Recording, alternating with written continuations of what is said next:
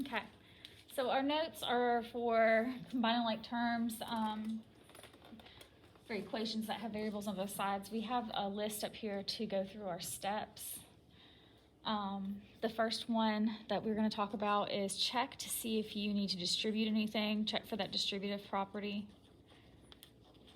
So in other words, you're kind of going to glance at it and see if there's parentheses.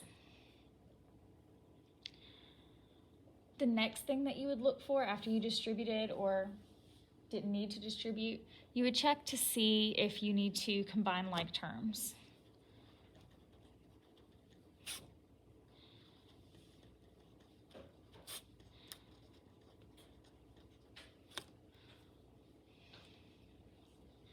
Okay, and we're talking about combining like terms on each side of the equal sign. So if you look at this first example, if you cover up the right side,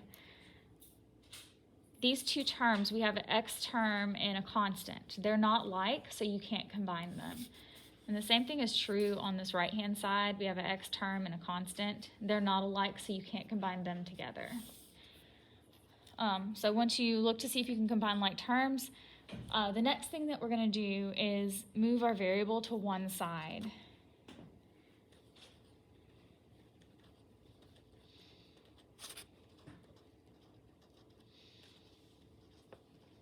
Okay. And I always choose just to move the variable that is the least value or the smallest value. Okay, once you get your variables on one side of the equation, the next thing that you're going to look for is to add or subtract the constant.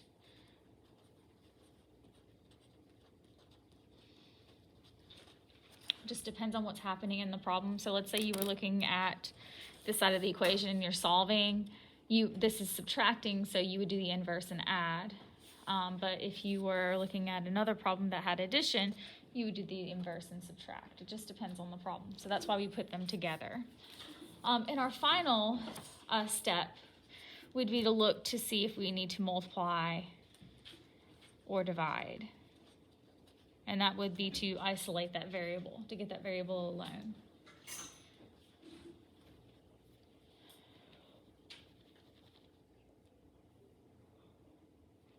Okay, and if you take a second to look at all three of these examples, they all have one thing in common, at least. They all have a variable on either side of the equal sign. Okay. Okay, so we've moved past one-step equations and two-step equations. Now we're into multi-step equations. And these are specifically equations with variables on both sides. Sometimes you'll have to use distributive property, sometimes you won't. The checklist goes in order, okay, for most of our problems. Just because it's there doesn't mean that it's going to be something that has to happen. So if you look at this first example, does it have a parentheses in it? No. So are we going to be using the distributive property? No. Okay, so that's number one, but it doesn't need to be used. So we would move on to the second part of the checklist. We need to look to see if we need to combine like terms on either side.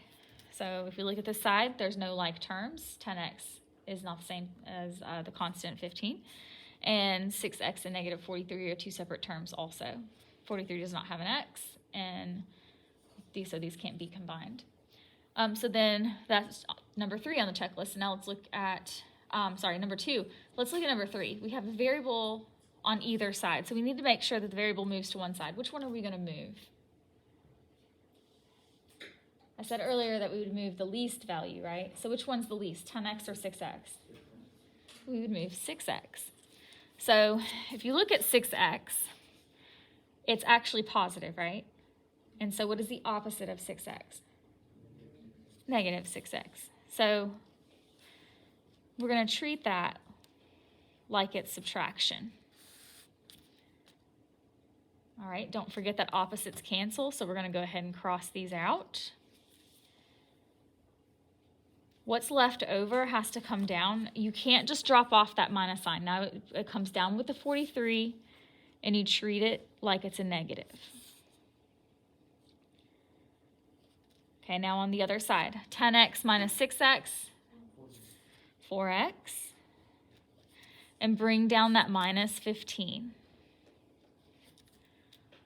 Okay, now take a look at what you have here. I'm going to cover up this top part. Okay, so after we perform those operations, those steps, we have 4x minus 15 equals negative 43. And this is a two-step equation, okay? And on our two-step equations, we always look to see if what we need to add or subtract first, right? And so that's step 4 here. So right here, we're subtracting 15, and I know to look at the side because the variable's over here. What's the inverse of subtracting 15? Make sure that you write it underneath the term that you're eliminating and underneath its like term on the other side. Opposites cancel, so we need to show that they cancel out. Bring down that 4x.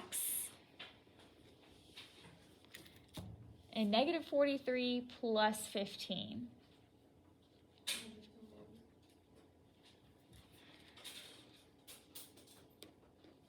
Don't forget that that sign is still there. That's probably one of our common mistakes, dropping that sign. And our final step is to multiply or divide. On this one, we are going to divide. And you always divide by the coefficient. That's with the variable. So divide by 4. 4 divided by 4 is 1. Do we need to write 1x? No. We can just leave x alone. 1 times x is x. And negative 28 divided by 4 is negative 7. And so that is your final answer. Now, if you wanted to check it, you could take negative 7 and substitute it back in for the x values and make sure that both sides are equal. All right, so take a look at the next example. What is different about this example? The left side has 2 variables, okay? So if we go down our checklist, do we need to perform distributive property? No, we don't. Okay, there's no parentheses there. So we're going to go ahead and move on to step 2. We're going to check to see if we need to combine like terms, which we've already identified that that's what's different about this problem, because we have 2 of the variables are on the left side. And I'm going to highlight those because those are like terms. I'm going to be combining those together. So 2x and 3x is how much? 5x. Bring down the plus 5. And is there anything to combine on the right-hand side? No. So just bring down 4x minus 10. Okay. Now we're going to continue with our checklist. We need to move the variable to one side. Which variable are we going to move? We're going to move 4x because it's the least value. What we're doing is we are avoiding negatives. So subtract 4x and make sure that you're writing it under its like term. So I put the minus 4x under the 4x, and I put the minus 4x under the 5x because those are the only ones that can be added or subtracted. Opposites cancel, so let's show that. Okay, and what do I bring down here on the right side? Yeah. That minus does not go away, so you're going to bring down a negative 10. And on this other side, 5x minus 4x is 1x, which we're just going to write as an x. We don't write the 1, it's understood. And bring down that plus 5. Okay? And now, if we look at this, it looks more like a one-step equation, doesn't it? Okay, so what are we going to add or subtract? The 5. So it's being added here, so the inverse operation would be to subtract. Opposites cancel. X is left alone, so we're going to bring it down. And negative 10 minus 5 is negative 15. And that is as far as we can go. We have our variable isolated.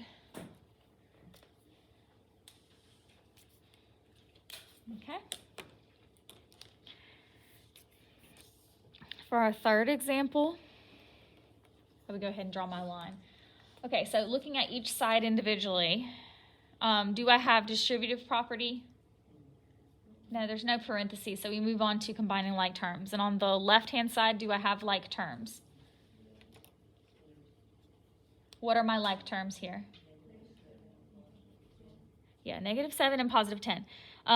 They're both what we call constants. They're just numbers. Okay, so -7 plus 10. Combine that together and we get 3. Bring down the plus 4m. And there are no like terms on this side of the equal sign, so we're just going to copy this down. Okay. Now we follow the next part of our checklist, the variable on one side. So which variable I'm going to move? Which one's least?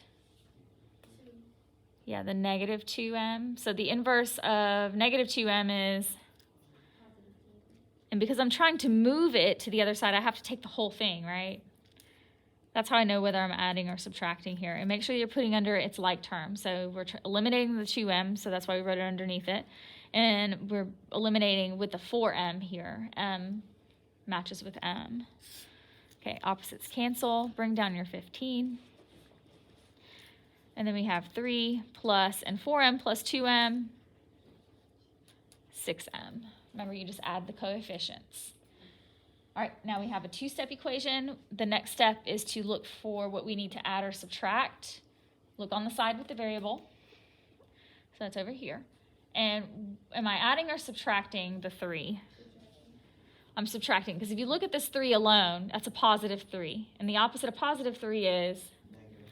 -3. So -3 on both sides. Okay? Opposites cancel.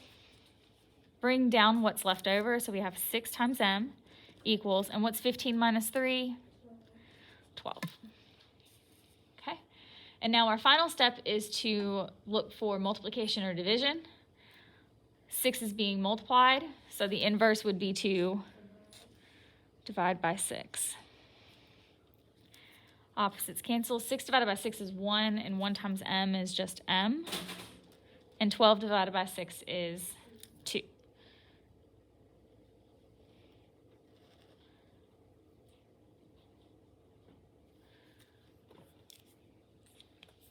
Okay.